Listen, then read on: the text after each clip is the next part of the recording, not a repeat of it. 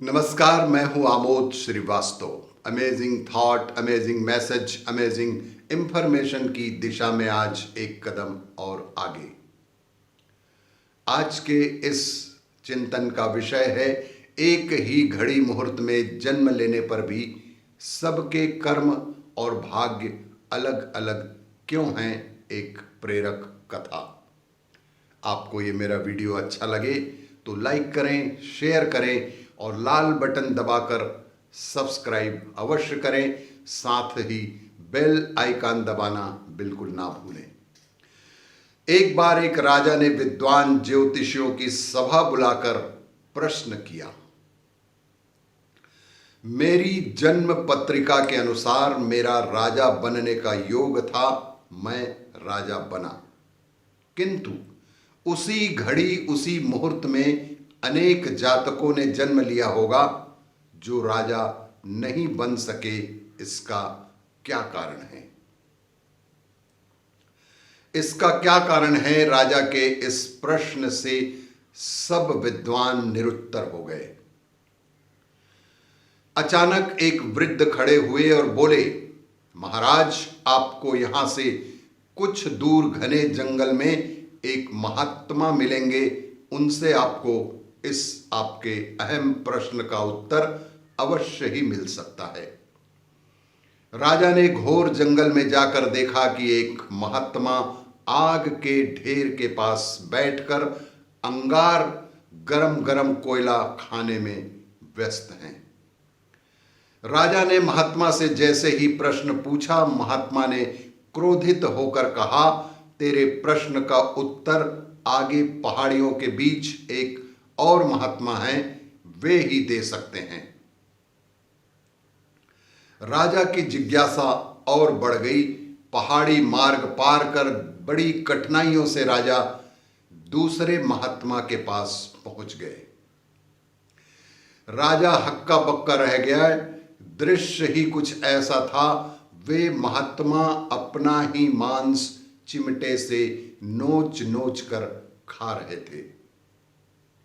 राजा को महात्मा ने भी डांटते हुए कहा कि मैं भूख से बेचैन हूं, मेरे पास समय नहीं है।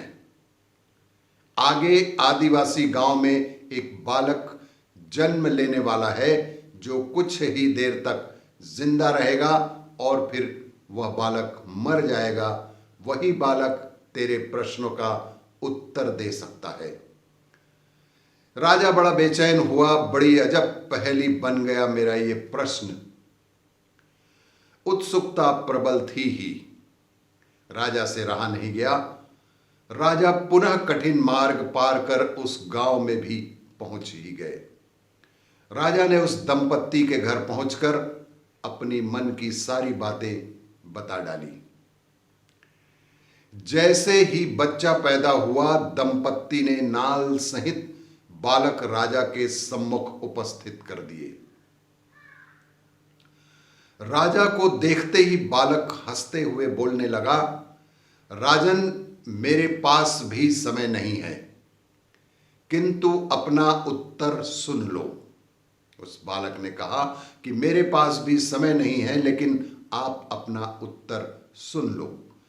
तुम, मैं और दोनों महात्मा 7 जन्म पहले चारों भाई राजकुमार थे।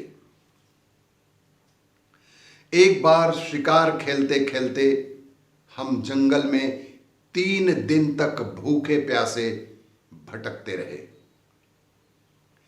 अचानक हम चारों भाइयों को आटे की एक पोटली मिली। हमने उसकी 4 बाटी सेंकी। अपनी अपनी बाटी लेकर खाने बैठे ही थे कि भूख प्यास से तड़पते हुए एक महात्मा वहां आ गए।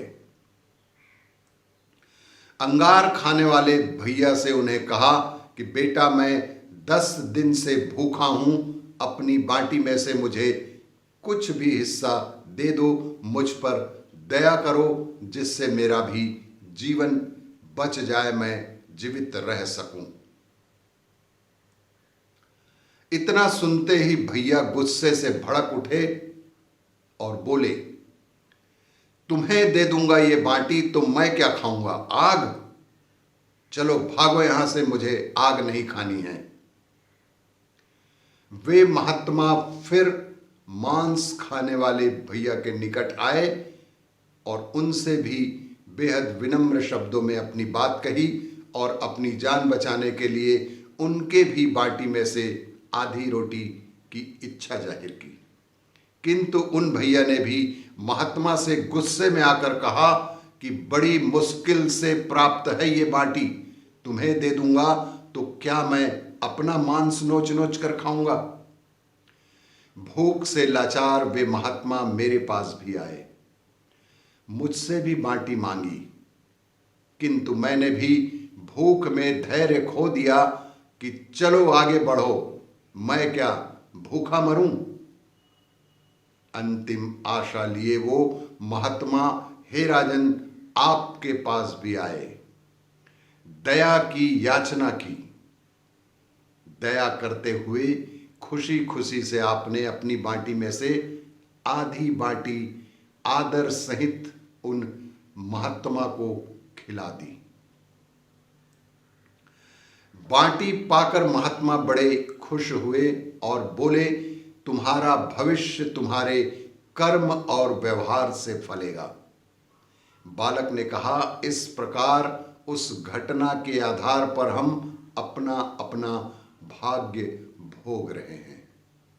और वो बालक अचानक मर गया। धरती पर एक समय में अनेकों फल फूल खिलते हैं, किंतु सबके रूप गुण आकार प्रकार स्वाद भिन्न भिन्न होते हैं। राजा ने माना कि शास्त्र भी 3 प्रकार के हैं, ज्योतिष शास्त्र, कर्तव्य शास्त्र और व्यवहार शास्त्र। और जिसका जिस तरह का व्यवहार होगा उसे उसी तरह का लाभ भी मिलेगा। इसीलिए कम से कम अपने व्यवहार को इतना अच्छा, इतना सदाचारी बनाएं कि कभी भी जीवन में आपको किसी तरह के विपरीत परिस्थितियों का सामना ना करना पड़े। सदैव ही सद्व्यवहार दूसरों के साथ करें। और भी इसी तरह की जानकारियों के लिए देखते रहिए मेरा वीडियो। लाइक करें, शेयर करें और सब्सक्राइब अवश्य करें। धन्यवाद।